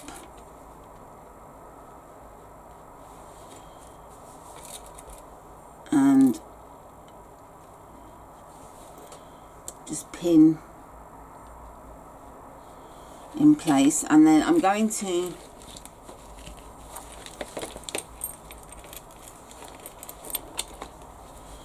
match up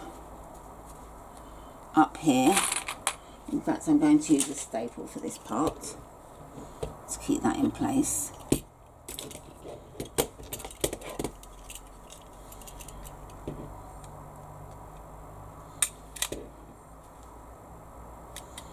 That's too close to the edge. And then I want to make sure that these match up here. Oh, that didn't stay anyway. I try not to go too far in because I don't want to risk hitting the staple, but sometimes I'm a bit too cautious and I don't go in close far enough. So we'll try that again. Right, I want to make sure that these edges match up, otherwise they look rather awful.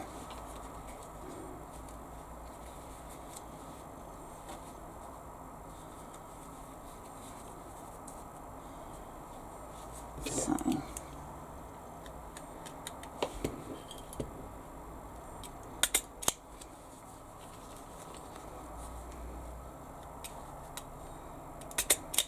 that's better. And then continue round with the pins.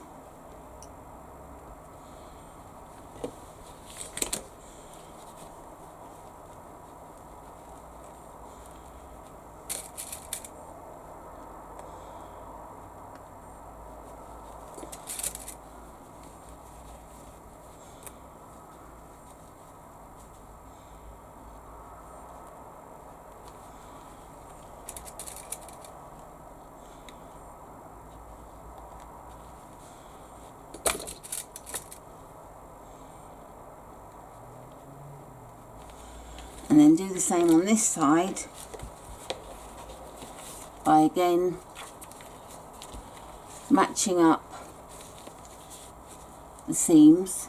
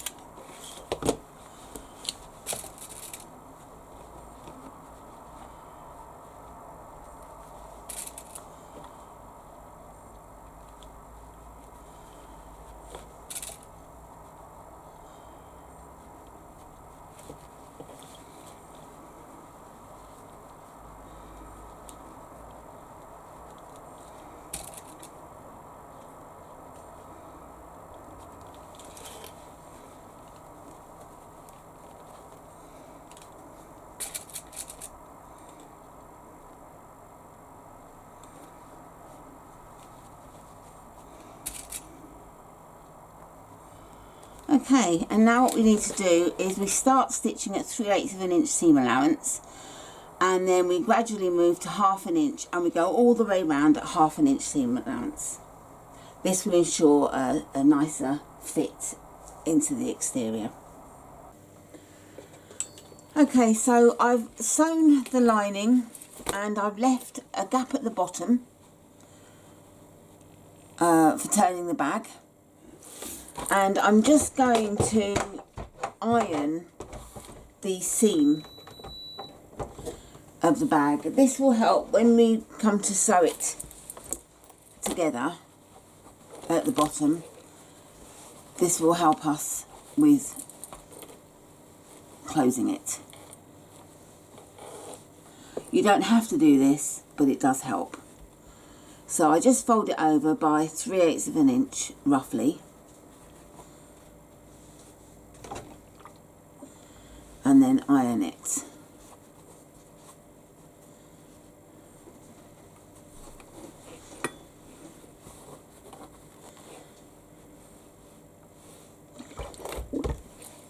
And then the same on the opposite edge.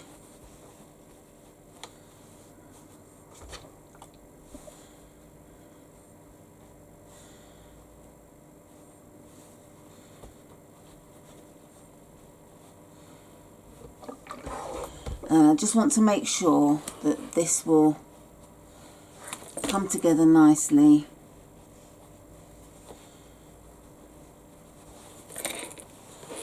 When we finished.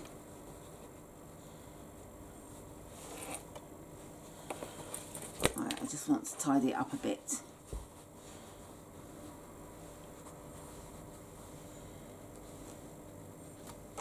You probably can't see much of what I'm doing because it's black, so I do apologise, but you'll get the idea.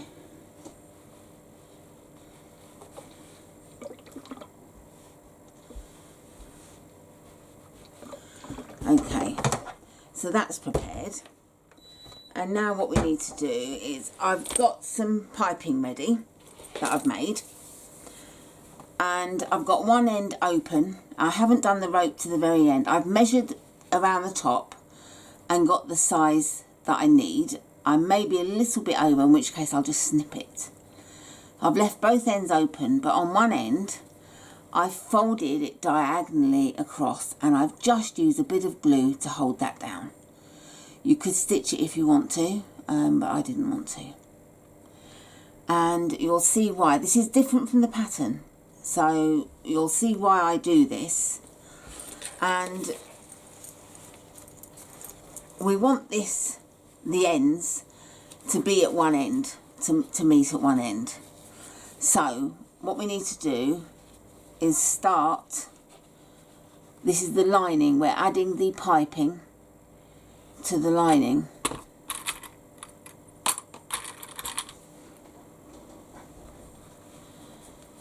And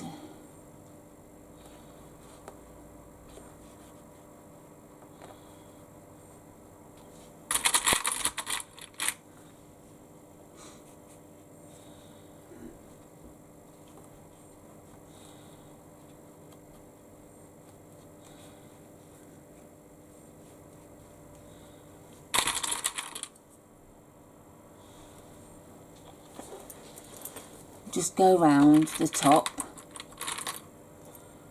clipping it in place.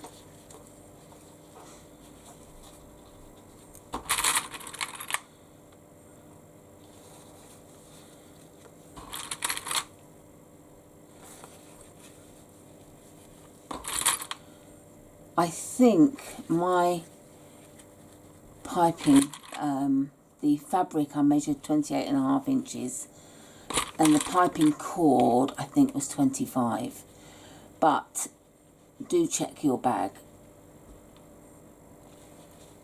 because it can be slightly different depending on your seam allowance, etc.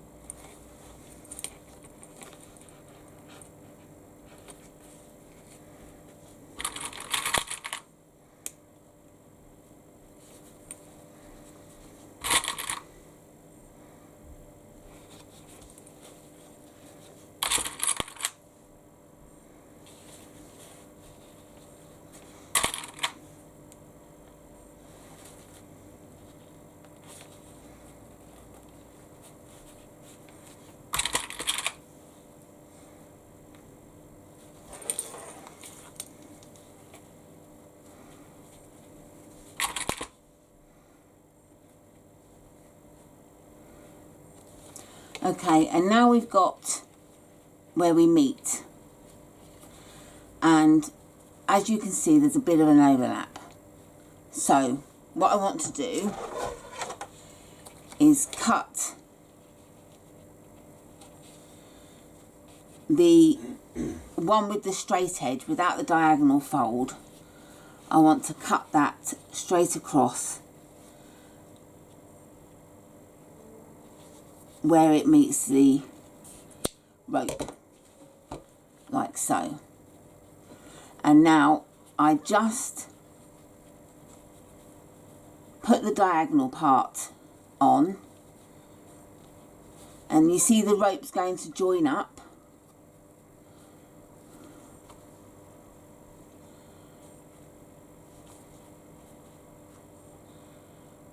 And fold, and basically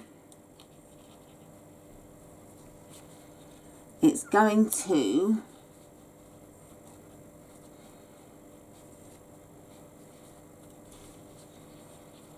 give a nice, once it's sewn, I mean it's a bit fiddly, but once it's sewn, and I'm going to use double-sided tape to fix this in place before I sew.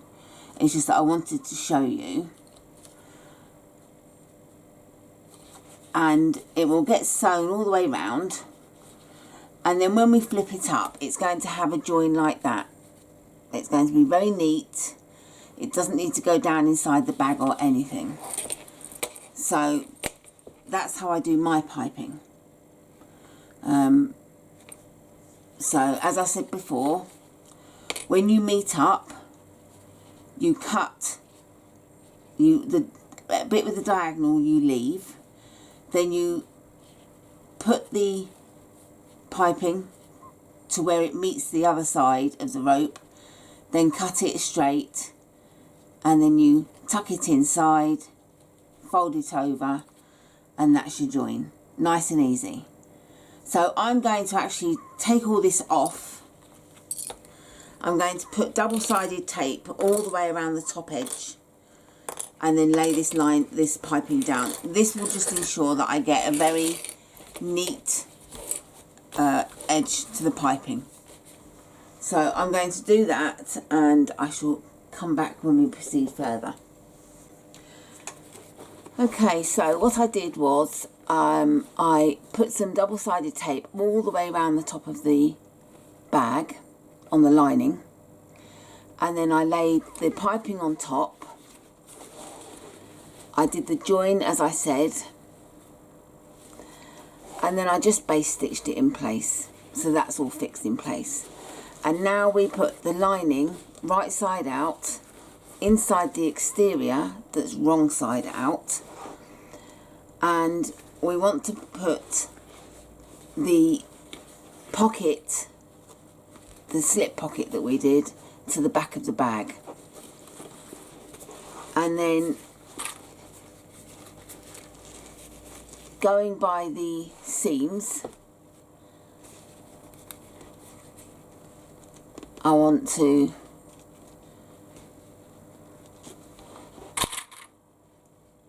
clip in place.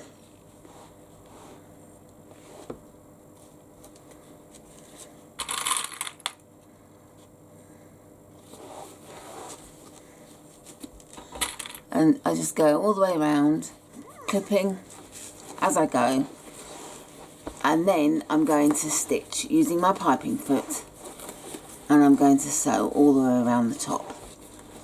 So I'm going to do that, and I'll come back when it's done. And I'm also going to cut these pieces of excess piping off the sides, like so. Okay, so I've turned the bag right side out. I checked the piping and that I was happy with the stitching all the way round. I had to turn it back. There was a couple of parts that needed closer stitching, so I turned it back inside out and went over that, and now I'm happy. So do make sure the piping does look good before you close your bag. So I'm about to close it now, and earlier on, because I've ironed the seam. I don't have to worry about doing that now. I've put some double-sided tape along one edge, and I'm just going to close them together, making sure they're at even height, so that when I stitch them closed, it's going to catch both sides in.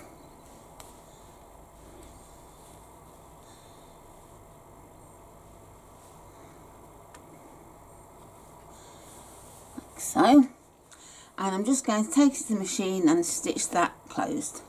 So I check both sides to make sure I've caught both sides in, and then I push the lining down inside the bag.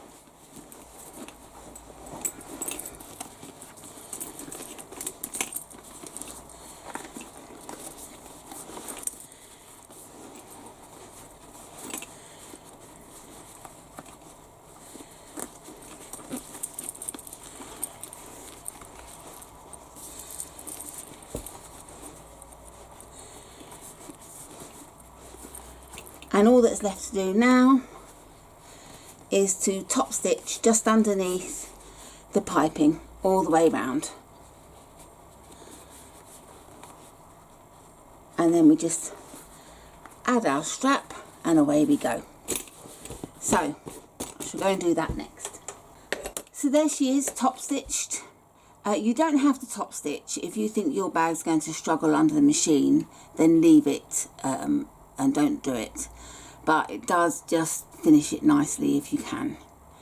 So that's my bag completed, and my strap to add on.